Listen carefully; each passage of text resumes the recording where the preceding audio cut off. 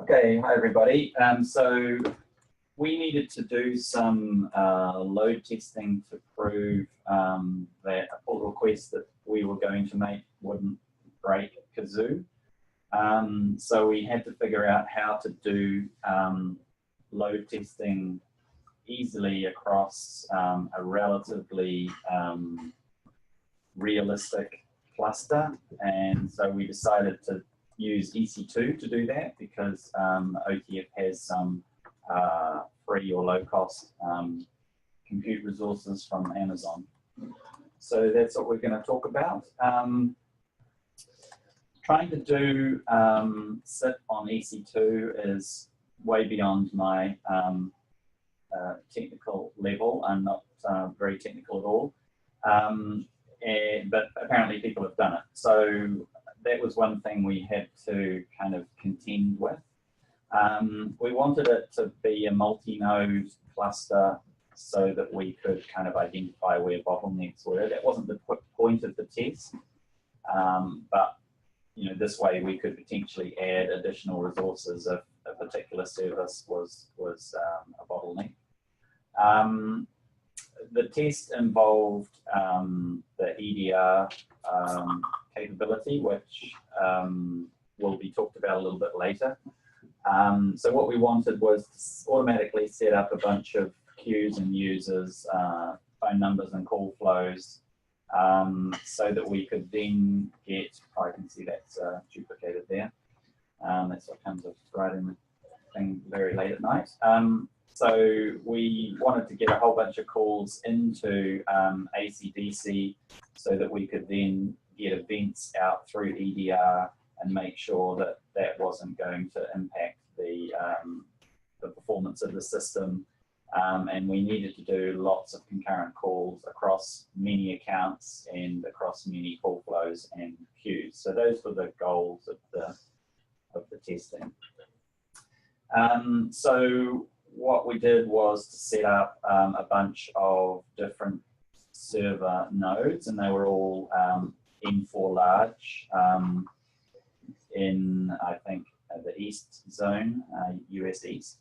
The load tester was a very lightweight server because it didn't really have to do anything, and all the other Kazoo nodes were running the same size system, and we used VPC for the networking, so all the communication amongst the servers pretty much was over on the private network, and so that meant that we didn't have to deal with the NAT issues, and we could communicate internally between the various servers using that private network, and it made it quite simple. So this link here is, and it's hard kind of for me to share it just the way that this works, but if you look at that link, it's basically a document that describes how to set up every single node. So it's basically how to set up a multi-node cluster in the simplest way that I knew how, which is, you know, installing a whole bunch of packages and then, you know, configuring the IP addresses and so on. So that's quite a useful reference if you want to set up a multi-node cluster relatively easily. Okay, so what I've done is published the script. So I've created a new repo on the OTF GitHub, which has just one.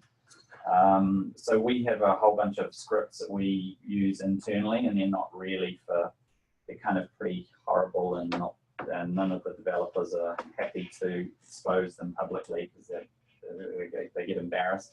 But anyway, so I put this one there, and so, you know, it's not a fine example of how to code in Python, but it's a Python script that allows you to create a lot of things.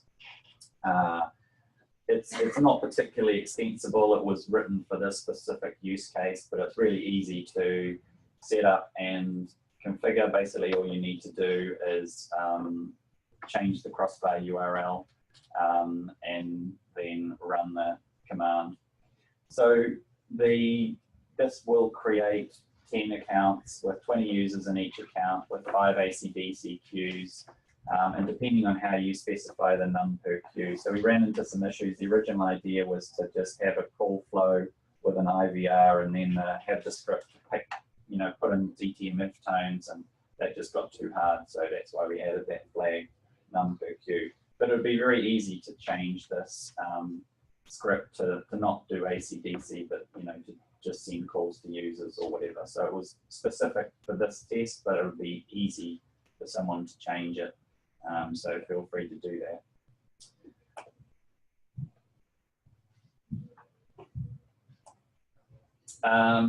Whoops. Okay, so we missed.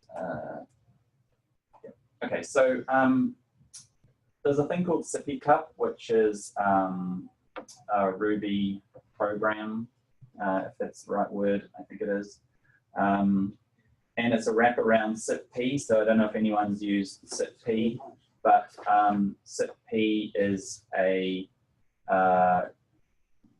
quite unfriendly to use. So Sippy Cup makes it more easy for people like me to be able to use. And so that's what a Sippy Cup configuration looks like.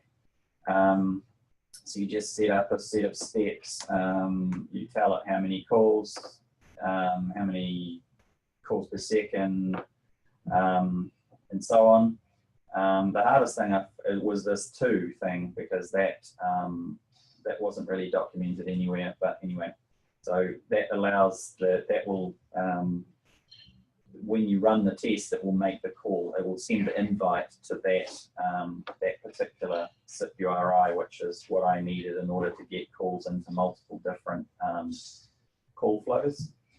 However, I wasn't smart enough to get it to run. I needed it to run many of these concurrently, and I couldn't work out how to do that. So basically what I then did is compile.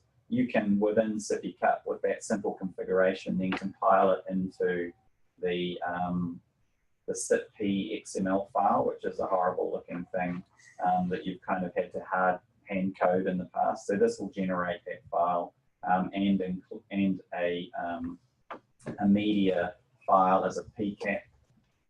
So you can see it's creating two different files there. One is the XML, which is kind of the signaling instructions, I guess you'd say, like the SIP traffic, and then it passes media into that. So this was running media files over hundreds and hundreds of calls concurrently into AC/DC. So basically that's what I did. You just run the SIP-P command and calling that scenario file, and then you just send that to lots of different phone numbers, and you set the parameters there of how many calls to make per second, how many maximum simultaneous calls. And so I think we had 1,000 calls going or something, and FreeSwitch was not having a good time. But it was relatively simple to get up and running. So I was going to do a demo, but I won't do it. But the other missing piece was that